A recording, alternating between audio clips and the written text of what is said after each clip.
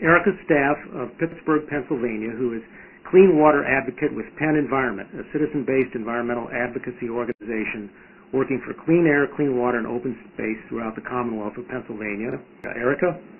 Great, thanks, David. Good afternoon, good morning to those in the western part of our country. Again, my name is Erika Staaf. That is spelled E-R-I-K-A-S-T-A-A-F. And I'm with PennEnvironment's. And I'd like to take a few minutes today to describe some of the particulars of Marcellus Shale, discuss some of the challenges that Pennsylvania has faced with deep well natural gas drilling, and touch on why PennEnvironment supports the FRAC Act as a step in exactly the right direction. We believe that Pennsylvanians have a right to know which chemicals are used in natural gas drilling and which companies are releasing pollution into our environment. Only by having access to all of the pertinent information related to natural gas drilling of the Marcellus Shale can the general public and elected leaders take the proper steps to protect our environment and public health. It seems clear that the rush to drill the Marcellus Shale natural gas reserve here in Pennsylvania is quickly becoming the modern example of the coal boom of 100 years ago.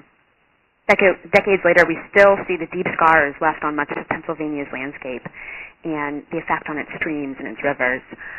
We don't want the same thing to happen here as a result of drilling. So Marcellus Shale Natural Gas Reserve runs underneath portions of a handful of states from New York all the way down to Maryland.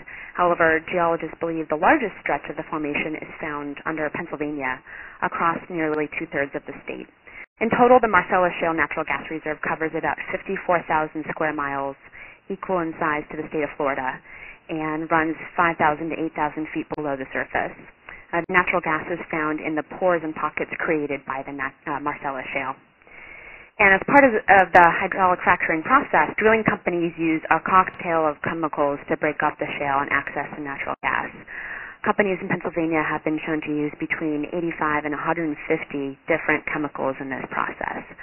These include arsenic, benzene, xylene, pesticides, among many others. And many of these chemicals are suspected or known carcinogens or endocrine disruptors or causes of respiratory or neurological or other serious health problems. Now, although the Marcellus Shale drilling has only gone on for a few years now in Pennsylvania, our residents have already faced their share of problems with drilling. Pennsylvanians have given accounts of leaks and spills of drilling wastewater into Pennsylvania's waterways, many of which supply drinking water to nearby residents.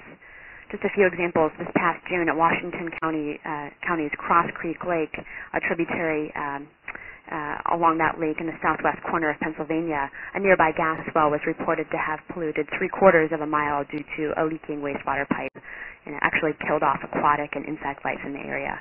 In 2008, Pennsylvania environmental officials issued a drinking water advisory for about 325,000 local residents after inadequately treated drilling wastewater was discharged into the Monongahela River, which serves as the drinking water source for downstream communities near Pittsburgh. And at this point, I also want to remind folks that we have Julie Sautner from Dimock, Pennsylvania on the phone who can later on during the question and answer probably give other accounts of her experiences. So these are just a few of the examples here in Pennsylvania. As we've already heard, in 2005, Congress voted to exempt the oil and gas industry from complying with the Safe Drinking Water Act, a landmark environmental and public health protection statute. And it makes it difficult for Pennsylvanians to know exactly what is being released, especially in what amounts, into their environment, potentially threatening our drinking water supplies and aquifers. Now, there's clearly no silver bullet to address the multifaceted problem associated with deep well natural gas drilling. A variety of things must happen, both at the state level and the federal level, if we want to ensure that our waterways and land are adequately protected from the effects of drilling. PennEnvironment, along with many other groups and individuals across the country, is testament to the letter that is being released today. We support the Fracturing Responsibility and Awareness Act because it will close the gaping loopholes in the Safe Drinking Water Act and will act as a step toward ensuring that every Pennsylvanian and every American has access to clean drinking water. It's wonderful to see Senator Bob Casey of Pennsylvania take the lead and help to introduce the bill, and we hope to see the rest of Pennsylvania delegation join him in this effort.